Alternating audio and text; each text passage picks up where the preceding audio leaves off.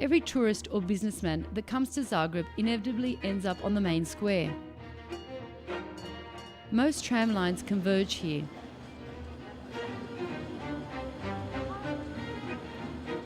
It is the link between the lower town and the upper town, between the city's present and its past. The square is named after this man, Josip Jelačić, the Ban or ruler of Croatia in the mid-19th century. This year is the 150th anniversary of his death.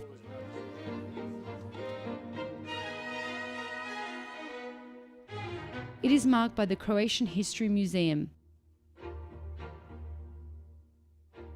The exhibition is called Memories of a Ban, the Jelačić Legacy. It is described by the museum PR officer Jelena Hotko.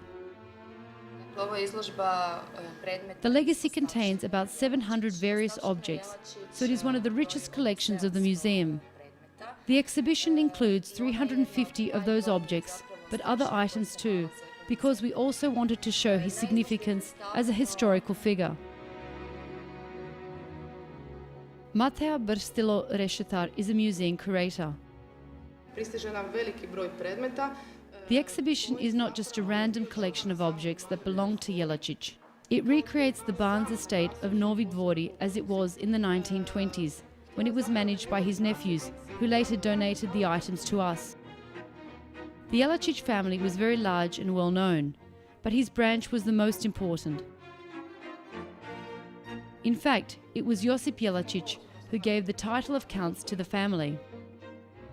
His father was also a famous general who fought against the French in the age of Napoleon and became a baron.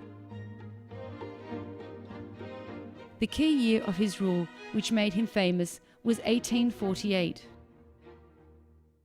Those were the beginnings of the shaping of modern civil society.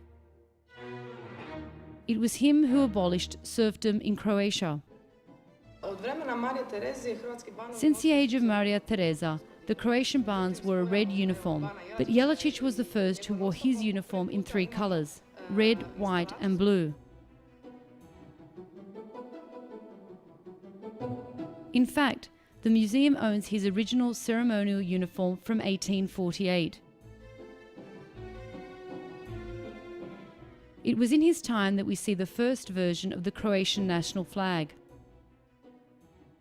Despite his noble background, Jelačić was basically a self-made man. He formally unified the Croatian lands within the Habsburg Empire. The Ban managed to unify all the classes. Everyone adored him, from the poorest peasants to the richest nobles, in Croatia and beyond. A man before his age, he always pointed out that he was elected by the people. He said that he would live and die with the people. And he soon had the opportunity to prove it. It was a time national and revolutionary movements. He raised an army against the Hungarian revolutionaries who threatened to swallow Croatia. Soon, his victorious troops entered Budapest and crushed Hungarian ambitions.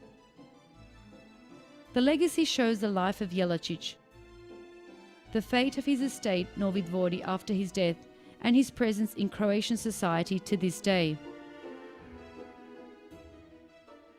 The legacy of Jelačić keeps increasing, revealing more and more about this fascinating man. But as he said in his old age, "My name belongs to history. It will write of me, but it will say nothing about what was hidden in my heart."